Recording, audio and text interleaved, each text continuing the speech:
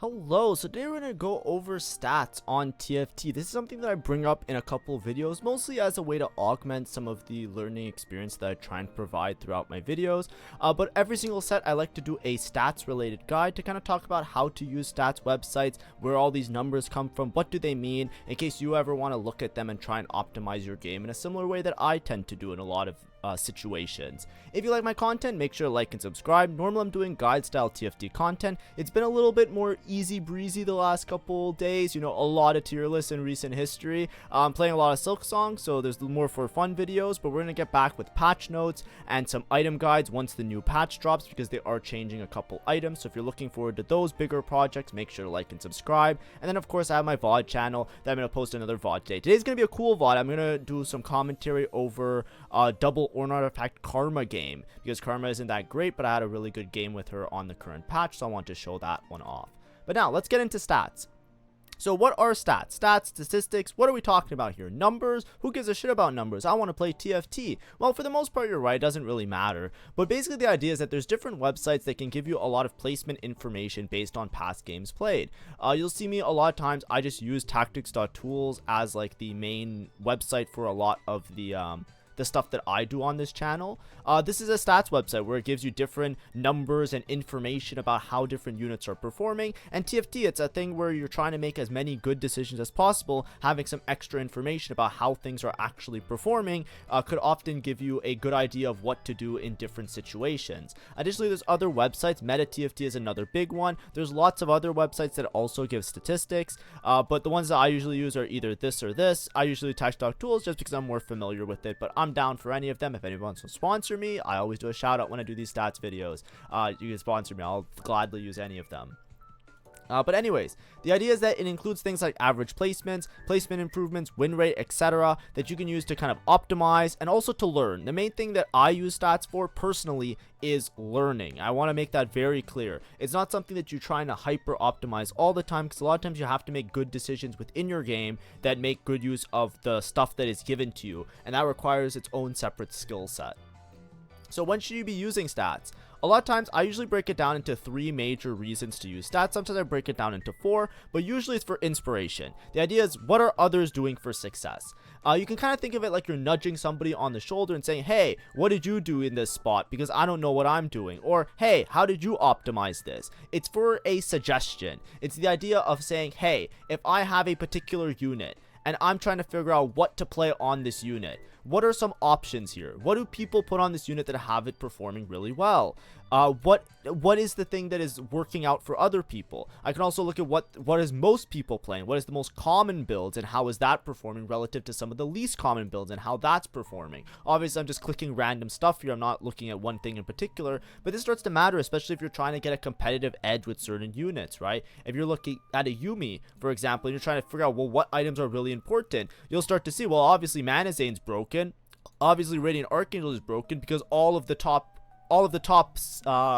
placements are all based, like, it's like a straight row of all the same items. And you can even scroll just by the eye test. You can scroll around, and I'm sure you guys can see there's lots of JGs, there's lots of Archangels. A lot of the builds use very similar items, all the ones that perform really well. So it gives you a good indication of, hey, even if I don't have the exact perfect set of 3 items, there are some key starting points that seem to reappear very constantly across multiple options. This is something that can help me out. That's like the idea of inspiration. What are other people doing? How are they performing? And how can I use that to make myself do a little bit better?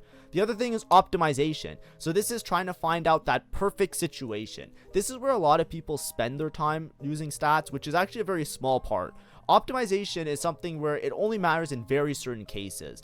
A lot of times it's like, let's say I have, like, this is where you start to use stuff like Explorer. This is like, let's say I have, like, a Yumi, and I have a 2-star, and I have an Archangels, let's say, and I have a Jewel Gauntlet, because everybody says these are good options. It's like, let me see what is my best last option, and I'm trying to gauge between something that has a large enough sample size and something that has a large enough improvement to the average placement that I can think about out and see like something like this. Hextech Gunblade looks really good. There's a huge amount of games played, and it's one of the best performing things. These are the types of things where it helps you to optimize it a little bit and figure out exactly what those last couple items or those last little situations, units to play, things on your board, synergies, in order to make your board the best that it possibly can be.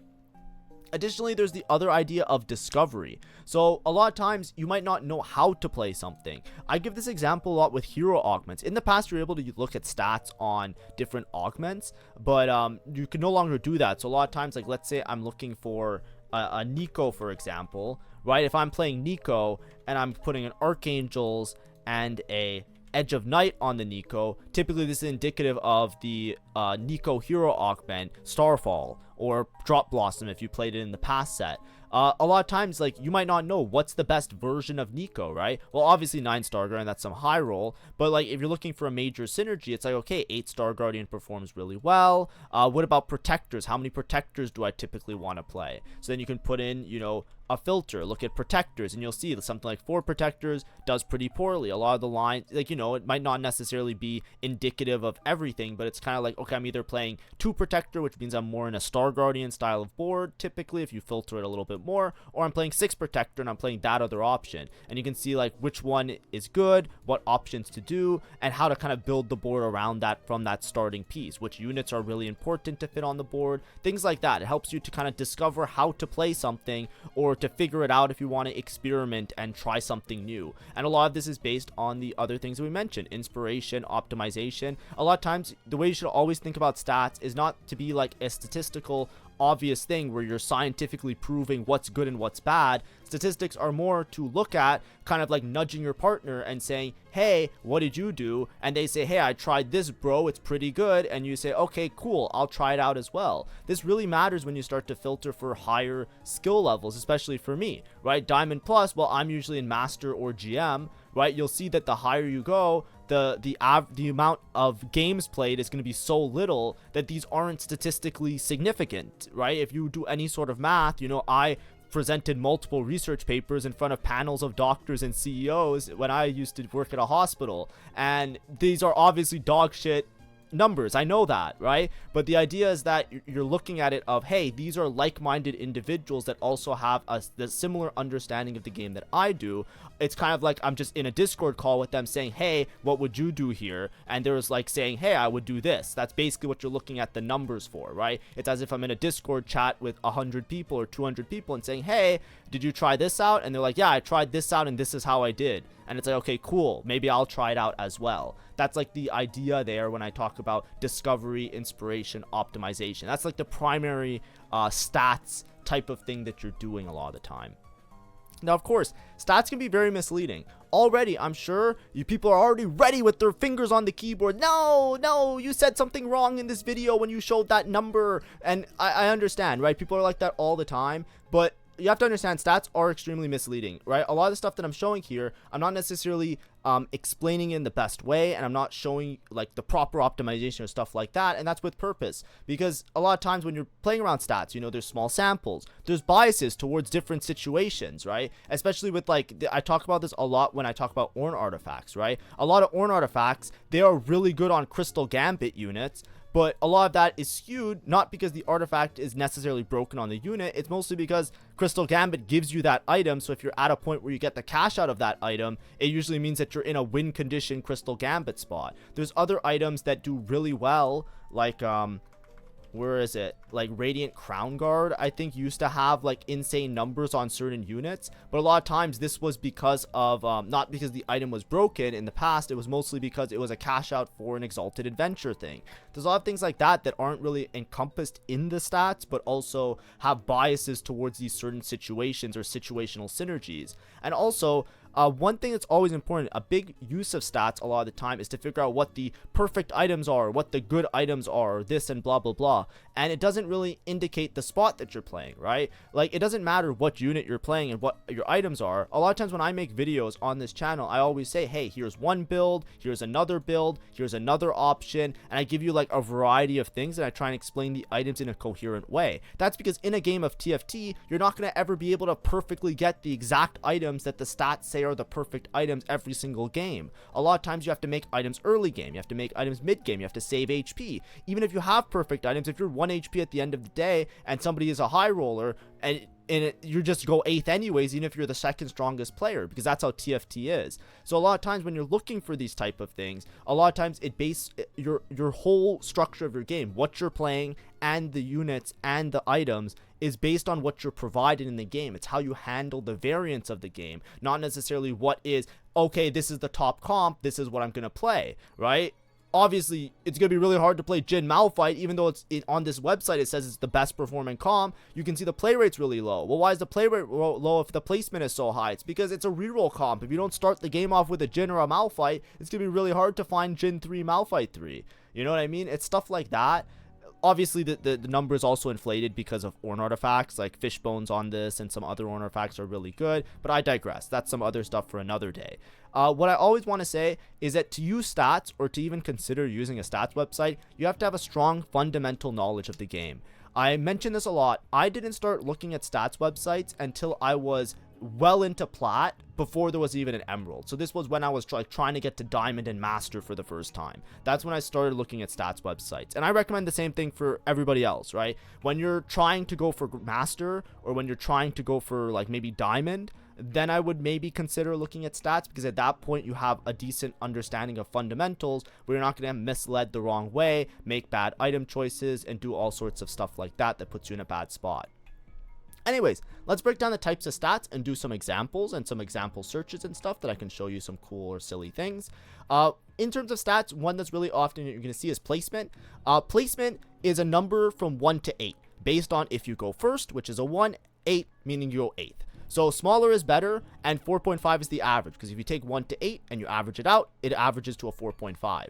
So when you see a comp that says a placement of 4.07, this means on average you are doing better than, this means that this comp is performing better than average. That's a better way of phrasing it, right? Because if you see a number that's above 4.5, that means that it's doing better than what the average expectation is, which is 4.5.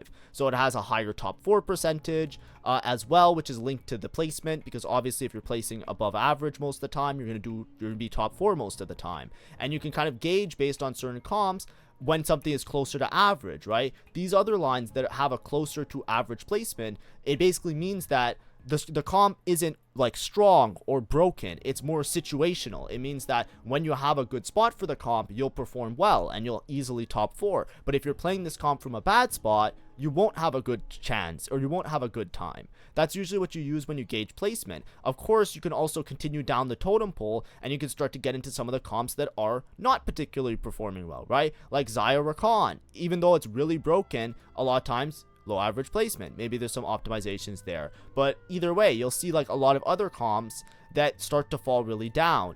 And what this usually means is that when the average placement is below 4.5, typically it's more on the list of like, I should rarely play this. I'm not going to say you should never play it, because obviously if you have an insane spot for it, obviously you can play it, like win out, who cares, right? If you high roll, you high roll.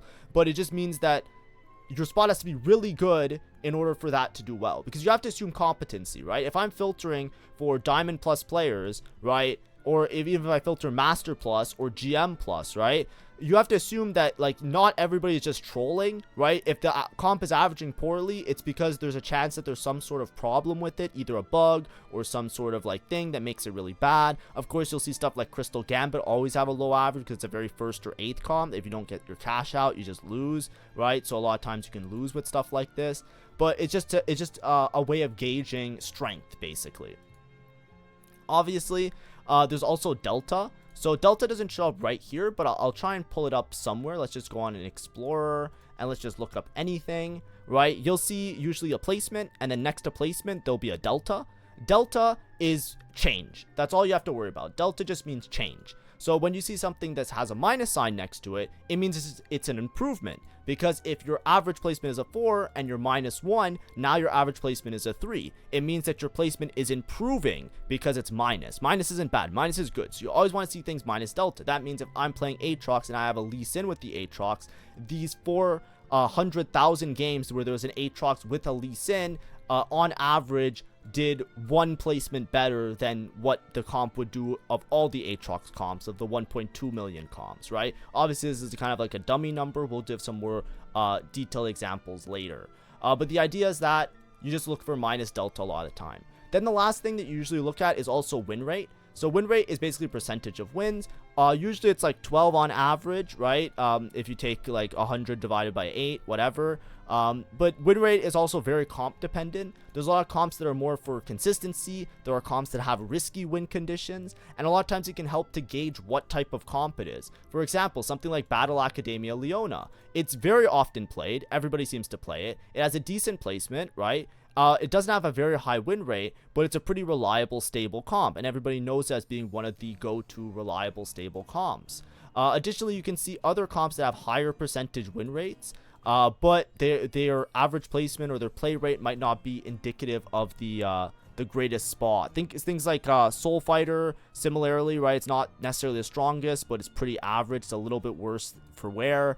Here's a good example. Protector Kog'Maw, right? If you look at Protector Kog'Maw, it has a pretty low average placement, right? Comparatively, right? It's below 4.5, but it has a really high win rate, considering that it has a low top 4 percentage. That's because the spots where you have Kog'Maw that you actually have Exodia and you reach Kog'Maw 3 and you get lots of stacks on the Kog'Maw, or you have Ornn artifacts, the win conditions for this comp make it so that if you reach the win condition, you actually can win out and you make an unkillable board. A lot of this is like Caretaker Kog'Maw with Protectors. It's really broken. Additionally, you'll see Crystal Gambit, a similar thing, right? It will have a low placement, but like or lower than average, right? Lower than 4.5, but then it will have an insane win rate. These are usually risky comps where if you make it to the win condition, you win. And if you don't make it to the win condition, you basically go 8th or you go really poorly, right? Or things go really poorly for you. That's kind of how you can kind of gauge how a comp performs and what you kind of want to do with the comp, right? Because if you look at just one stat in the thing, you'll say, oh, well, this is shit, I'll never play it. Or if you look at this, you'll say, this is amazing, I'm going to win all the time with it. It's like a lot of times it's a combination of everything that you see. So let's do some examples.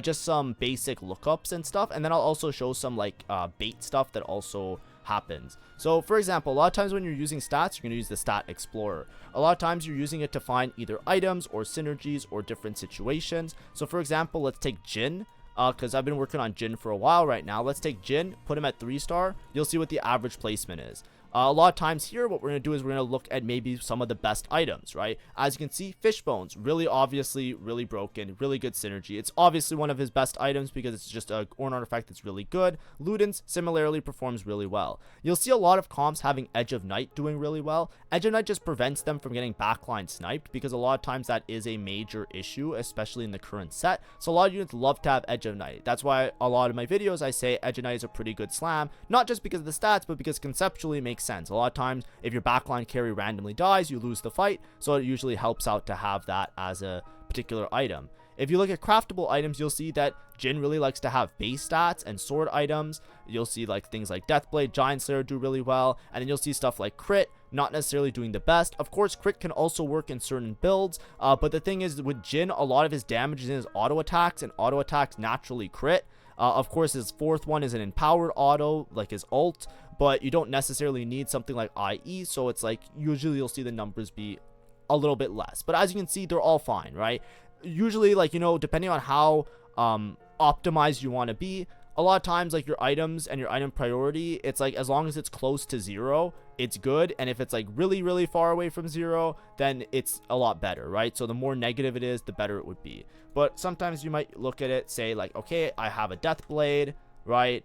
That's my first item that I prioritize. What should be my second item that I prioritize? Obviously, double Deathblade is going to be a little bit more high roll. And then you can start to look, okay, some of these damage amp options are good. You'll see that IE, once you start to put in some sword items, starts to be like relatively okay. So you can start to build something like that. QSS, you know, obviously the attack speed synergy gives him a bunch of AD. So it has a little bit of a synergy there. But this is like a basic idea. Now, Jin's a little bit more of a confusing unit, obviously. So let's pick a unit that's a little bit more simple to deal with, something like Ashe, right? A lot of times with Ashe, you know, Ashe stats are going to be really skewed towards obviously having the Krakens because that's one of her best items.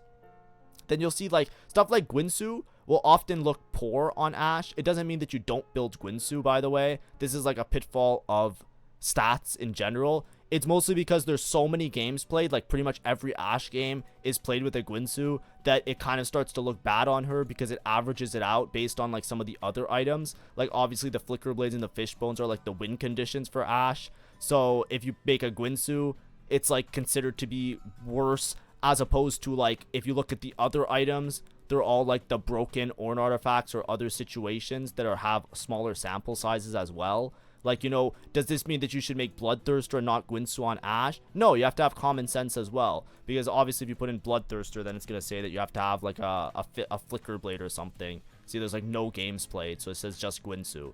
But the idea is you kind of just play around with these types of websites, and then you can kind of see different builds, right? Edge of Night works really well with Ashe. Double Kraken works really well with Ashe. The BT is kind of like a little bit like of a thing. It's not, I wouldn't recommend this, but this is mostly like another way of survivability and stuff like that. But you can kind of also figure out what like your next third item would be. Another thing you can also do on these sites is if you have a certain component, let's say you have a sword, right? You can try and figure out what the best sword item would be as your last option. And you'll see like a huge sample size on Edge of Night with a minus number. This is pretty believable that Edge of Night would be a good last item to have. If I had a sword, then I would go on Carousel, I'd get a chainmail, and then boom, I have my 3 Ashe items. That's like a general way of doing it, like within a game or within a situation. Obviously, like I said, I'm just showing you, roughly speaking. None of the stuff in this particular video is me talking about the hyper optimizations or anything like that. When I make a how to play guide on my channel, which I already did for a lot of these comps that I'm showing in this video, the how to play guides is where I break down a lot of the different builds and what builds I think are good, and a lot of that comes from research of playing it, trial and error, and then also looking at stats and augmenting that information otherwise. Of course, sorry, I also want to show some fun stuff on stats. So here I have Nico, by the way. So here, let's say we're trying to find the optimal Nico build. I want to show you some silly stuff. The best performing Nico build is full utility, right? Spark, anti-heal, and sundering. Does this mean that these are the 3 tank items that you should build if you have a Nico 3 that you're trying to itemize? No, the reason this works really well is because this means that you have 3 items on Poppy, right? This means that you high rolled so many items that you have 3 items on your carry, 3 items on your Poppy, that you basically have an extra unit to shove all the utility on. So this is just like a high roll Star Guardian spot. So that was a little bit funny. There's another one that I thought was really funny that I want to show you guys.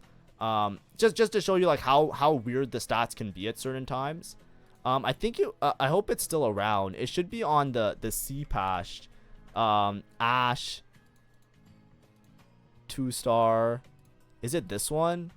Maybe it's a B, maybe it's the D patch. Oh, I think it's, oh, here we go. Check this out.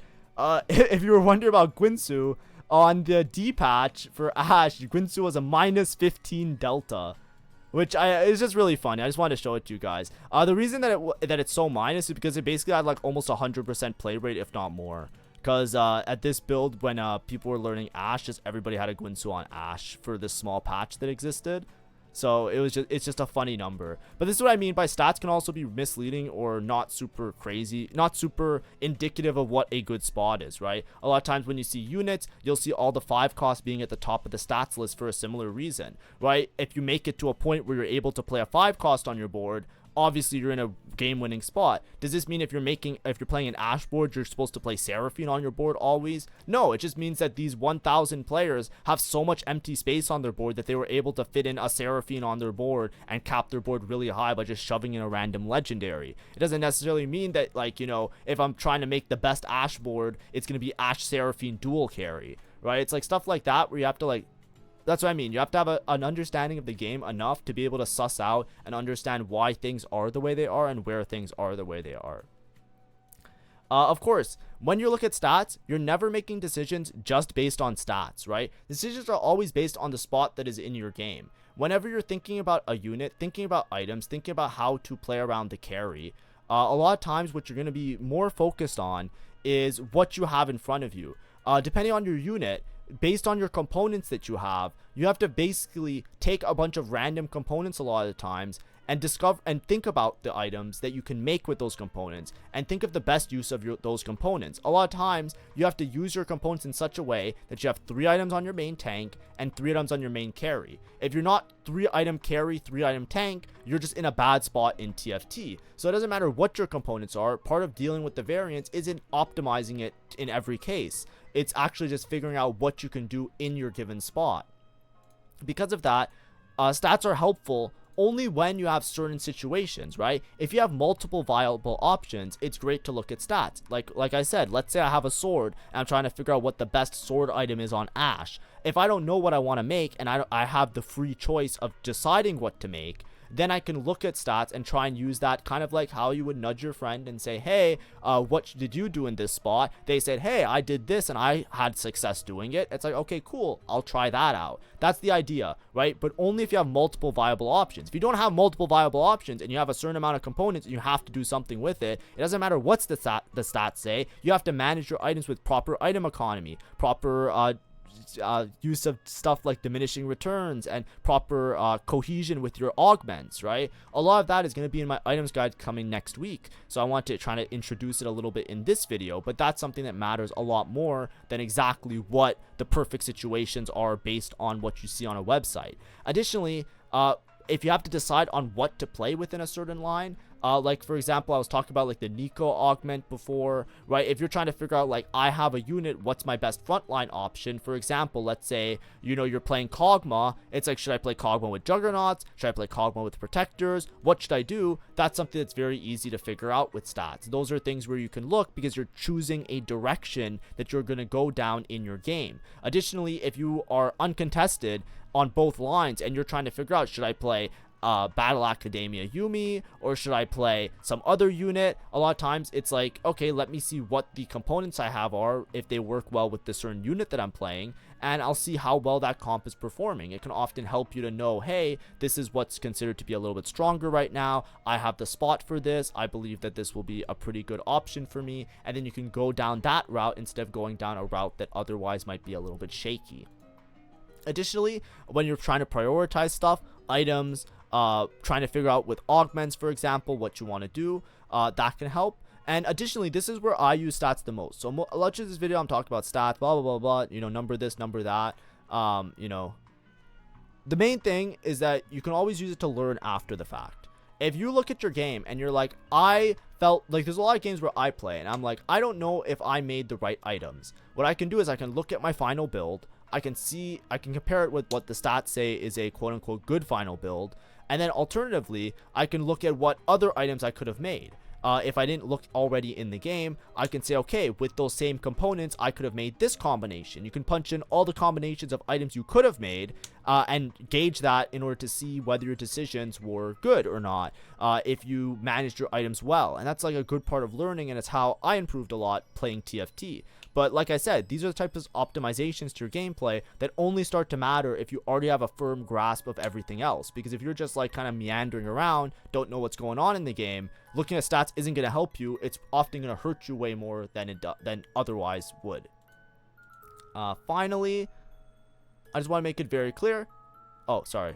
I was supposed to say, like, you know, be careful. There's supposed to be a giant be careful here. But yeah, be careful. But also, to end off the video, thanks for watching, and make sure to like and subscribe. Like I said, I usually do like a little bit of a stats website overview once per set, just to like keep people or newcomers a little bit so that they're not super confused, especially like beginner players that might not even know about these websites and then might go down a dark rabbit hole of just looking at numbers. Like I said, I wouldn't worry too much about it. Of course, if you're trying to optimize, trying to do anything like that, I think I would probably do in the past, I used to do stats dives on my members only videos and sometimes on my stream. Once Silksong is complete, or once I beat Silksong, I'll get back to posting members videos, and I'll probably do some like comp specific stats dives on there if you want to see that. But usually I'll do it on stream if you have questions like that to ask me. But thanks for watching. Have a great day and see ya. Bye bye.